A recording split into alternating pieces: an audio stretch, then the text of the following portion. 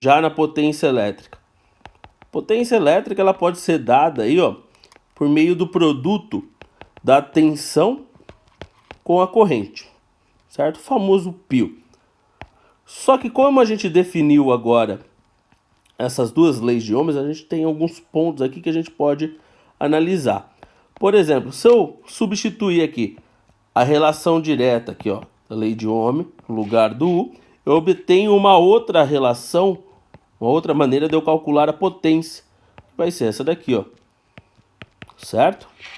Então, o produto aí da corrente ao quadrado vezes a resistência do condutor.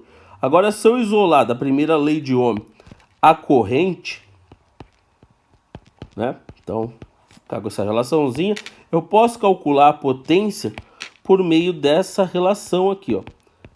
O U ao quadrado dividido pela resistência. Qual que eu vou utilizar? Depende do caso que você está analisando. Um exemplo clássico aí, ó, é do chuveiro. Olha aqui, isso daqui está me representando um chuveiro interior dele. Isso daqui seria a resistência elétrica, chamada resistência elétrica do chuveiro, que nada mais é do que um resistor. Tá? O que seriam esses dois terminais aqui? É onde você conecta a tensão, os fios do chuveiro. Essa tensão normalmente no chuveiro aí é mais adequado que seja 220 volts para proporcionar uma corrente menor, certo? Como que funciona? Percebam que você tem um terminal que está diretamente ligado a um ponto aí, um terminal da resistência, meu resistor. O outro, ele fica por meio de uma chave seletora. Essa chave aqui, né, que está ilustrada em vermelho, seria ali a chave seletora do morno, quente, frio, certo? Ou também chamado verão, posição inverno. Como que ela funciona? Ó? Quando você move ela aqui, ó, né, você vai mover o tamanho da resistência aí, ó, onde que vai estar passando a corrente elétrica, certo? Você vai mover, na verdade, né, você vai variar, olha aqui, ó, se eu pegar aqui do jeito que está ilustrado, eu vario o comprimento do meu resistor. Bom, como nós vimos na segunda lei de Ohm, tá? A resistência ela é diretamente proporcional ao comprimento do fio. Então, se eu aumento o comprimento, aumenta a resistência e vice-versa, tá? Agora aqui, o que a gente vai analisar de acordo com as fórmulas aqui da potência elétrica? A gente vai pensar nessa daqui, ó. Por quê? Por que isso daqui é conveniente para nós? Porque essa tensão aqui aplicada aos terminais, ela é constante, você não vai mudar a tensão. O que você muda? A resistência, e aí por trás disso está a mudança na corrente. Então dá uma olhada aqui, ó. Quando você aumenta o comprimento do fio, você vai estar aumentando a resistência. Se eu olhar de acordo com a fórmula aqui, né? Vou colocar ela novamente, ó. A potência é igual a U ao quadrado, que é uma constante, dividido por R. Se eu aumento o comprimento, eu aumento a resistência, consequentemente, o que acontece com a potência? Diminui, ou seja, o chuveiro vai aquecer menos. Seria a posição verão. Né? O contrário aqui, ó, se eu diminuo a resistência, inversamente proporcional, aumenta a potência. Tá? Fiquem bem atentos a essa relação aqui, é muito cobrado aí nos vestibulares. Então vamos aplicar isso daqui em alguns exercícios, ó. Dá uma olhada nesse daqui. Primeiro exercício, já trabalha com um gráfico logo de cara aqui, ó. Então, dispositivos eletrônicos utilizam materiais de baixo custo, como polímeros, semicondutores, têm sido desenvolvidos para monitorar a concentração de amônia, gás tóxico incolor, em granjas avícolas. A polianilina é um polímero semicondutor que tem o valor de sua resistência elétrica nominal quadruplicado, isso é importante, olha aqui, quadruplicado quando exposta a altas concentrações de amônia. Na ausência da amônia, a polianilina se comporta como um resistor ôhmico e sua resposta é mostrada no gráfico. Então o gráfico está mostrando uma situação com ausência de amônia, certo? E que gráfico que eu tenho de tensão por corrente. Só que a tensão aqui, ó, tá trabalhando no eixo horizontal. Tomem cuidado com isso também. E outra coisa importante, olha aqui, a corrente tem um fator multiplicativo aqui, ó, 10 a menos 6, certo? Tá, só que esse gráfico, ele está trabalhando com a ausência de amônia.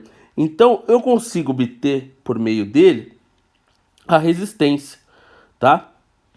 Como que eu consigo obter essa resistência? Só escolher um valor de tensão, valor de corrente e jogar na primeira lei de Ohm. Então vamos aqui pegar um ponto fácil, ó. Vou pegar aqui para tensão de 1 volts. Você tem uma corrente de 2 vezes 10 a menos 6 ampere. Eu calculo essa resistência. Essa resistência que eu vou chamar de resistência natural, certo? Por quê? Ele quer que você trabalhe com a resistência da amônia, na presença da amônia, ou seja, isso eu vou ter que multiplicar por 4 depois. Então vamos lá. Então para a tensão aí, para U igual a 1 volt, você tem uma corrente de 2 vezes 10 a menos 6 ampere. R natural é o quê? Substituindo na primeira lei de Ohm, você vai ter que o R aí natural é igual a U dividido por I. Então, calculando aí, ó,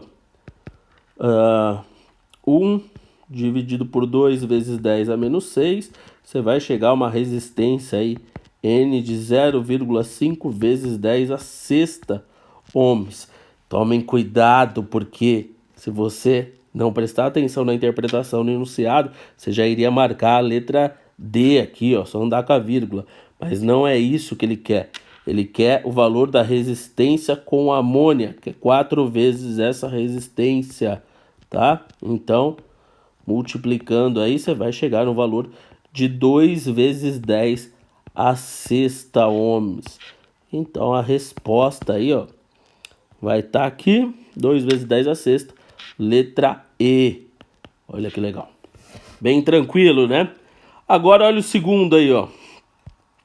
O gráfico apresenta a curva corrente elétrica vezes diferença de potencial, né? Para uma lâmpada de filamento. Seria aquelas lâmpadas quentes.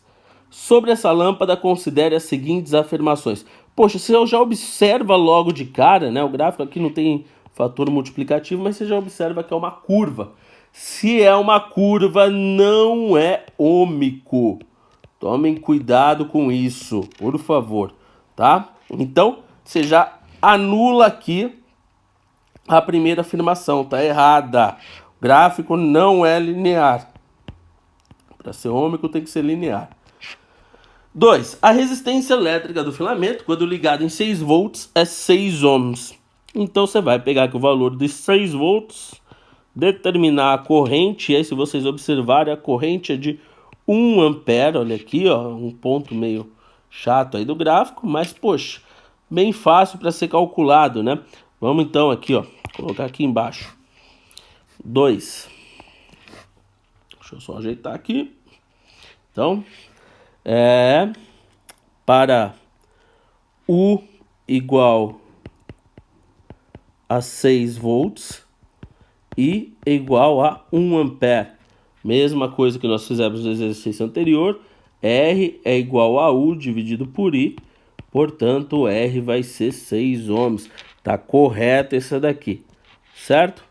E a 3. Afirmação 3. A potência dissipada pelo filamento, quando ligado aí em 8 volts, é 0,15 watts.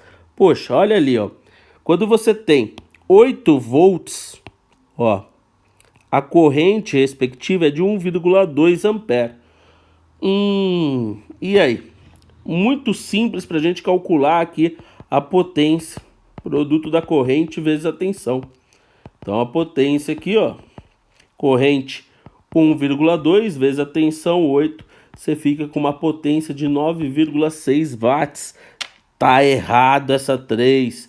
Então só vai estar correta a afirmativa 2, correspondente aí à letra C. C não, perdão. Letra B, ó, tá aqui, ó, marcando aí. Tranquilo? Então vamos lá para mais um aqui, ó. Olha aqui, esse daqui é bem clássico, pessoal. Dá uma olhada aqui.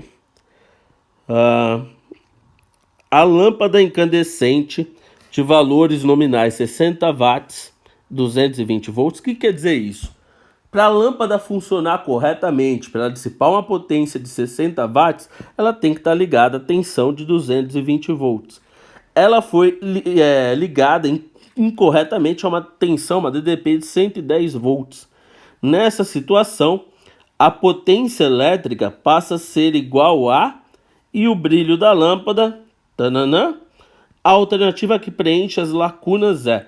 Bom, moçada, o que é constante aqui? O que não muda nessa lâmpada? A resistência. A resistência dessa lâmpada, ela é constante, certo? A gente está pensando aí num resistor ôhmico. Se ela é constante, então se eu pensar de acordo com a primeira lei de Ohm, se eu diminuo a tensão, a corrente diminui. Então eu vou ter uma diminuição do efeito Joule, eu vou ter uma diminuição da potência dissipada. Então eu já consigo completar a segunda parte aqui, ó. O brilho da lâmpada vai diminuir. Pô, você não está dando a mesma tensão, você está pela metade. Aí que vem a pegadinha. Talvez a intuitiva, diminuir a tensão pela metade, a potência cai pela metade, e aí você marcaria a letra C. Não. Por quê? O que você tem que pensar aqui, ó? Bom, vamos analisar de acordo com essa constante, tá?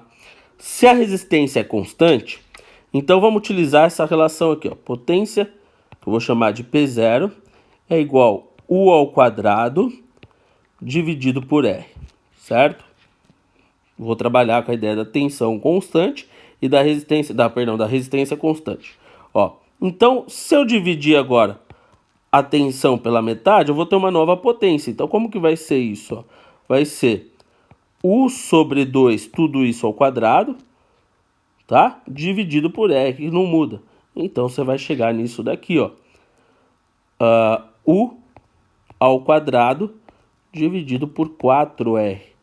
Ou seja, quem que é U ao quadrado sobre R? Isso daqui é o P0, a potência que você tinha inicialmente.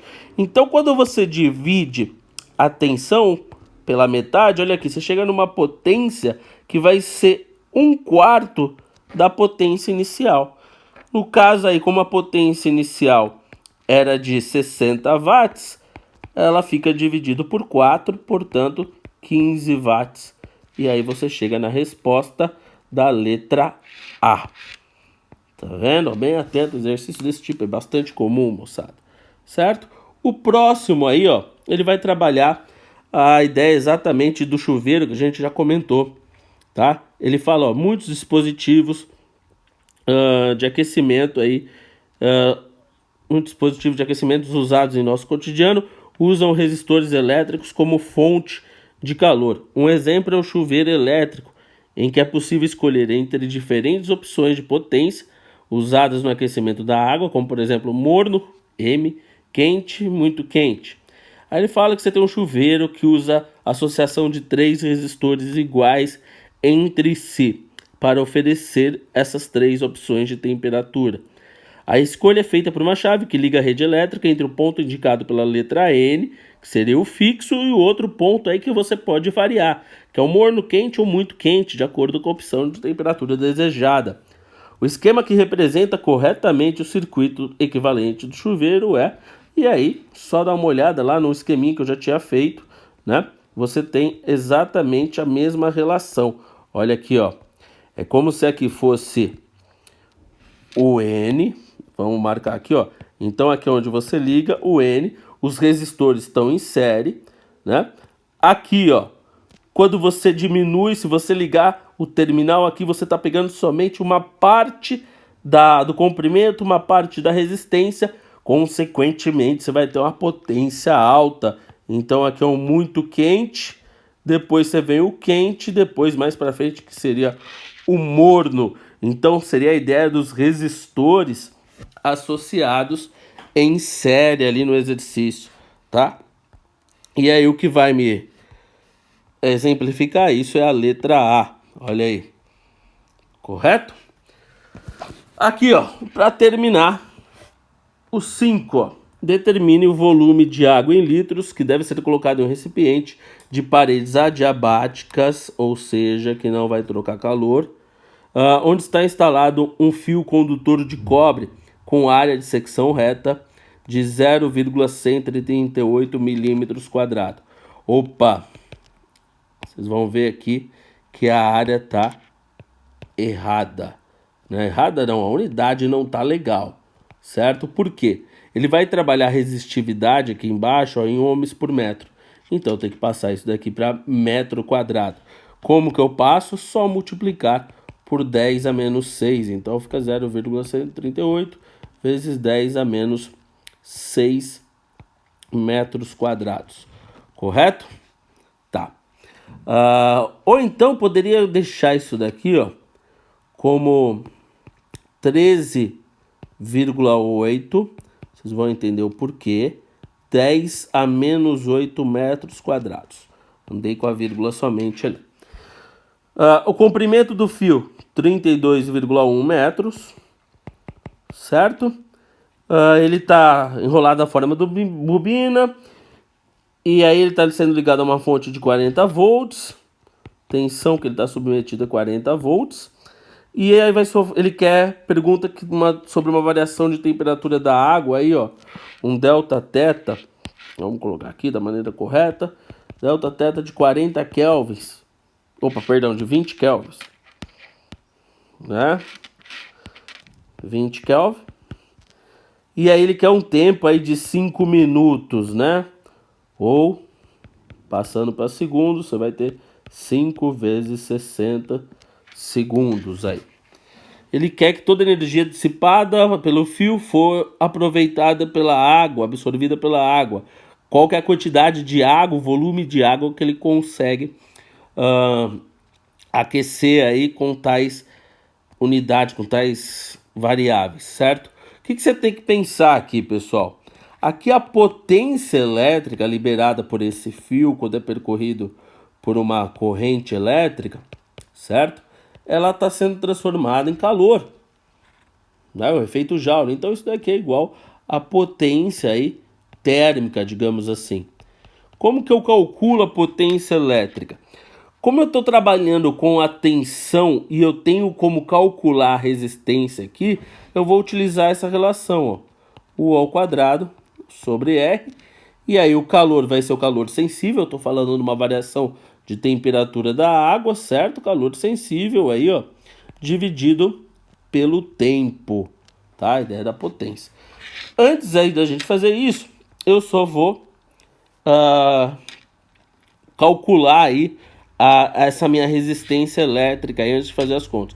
Como que eu calculo? Segundo a lei de Ohm, resistividade vezes o comprimento dividido pela área. Então vamos aí, substitui os dados. R é igual a resistividade, que é 1,72 vezes 10 a menos oitava, menos 8. O comprimento é de 32,1 metros. E aqui, ó, por que que eu coloquei daquela maneira? Fica 13, a área 13,8 vezes 10 a menos 8. Então, corta aqui, ó. E aí, fazendo essas contas aqui certinho, você vai ver que dá aproximadamente aí, ó, 4 ohms. E aí, eu vou substituir lá, certo? Se vocês recordarem, aqui na parte do calor sensível, eu vou trabalhar com que macete, formulinha lá. Então, eu vou encontrar a massa de água. Mas aí eu encontro essa massa de água em quilos, e aí fica facilmente para eu transformar, para eu calcular o equivalente do volume, né, por causa da relação de 1 quilo por litro da água, a densidade dela. Outra coisa também, ele não forneceu para nós aí, mas nós já sabemos, o calor específico da água, o SI, 4.000 joules por quilograma Kelvin, tá? Então só substituir lá. Vamos lá. Só vou abrir aqui a formulinha. U ao quadrado sobre R é igual a M vezes C vezes a variação de temperatura pela variação do tempo. Então vamos lá, substituindo tudo aqui. Fica 40 ao quadrado dividido por 4 é igual a massa que eu quero saber, vezes 4.000, vezes a variação de temperatura que é 20, e aqui dividido pelo tempo aí, ó. 300 segundos, é isso? É, 5, isso aí, ó. 300 segundos, tá? Pessoal, vocês isolando aqui, fazendo as contas com calma, vocês vão chegar aí que a massa, ela dá 1,5 quilogramas. Como a densidade da água aí é 1 quilo por litro, portanto, o volume é igual a 1,5 litros. Certo? Bem simples, resposta D de jeans. Exercício bem legal esse daqui, bem completo e de grande chance de ser cobrado em vestibulares aí. Por hoje é só, pessoal. Da resistência, sempre é de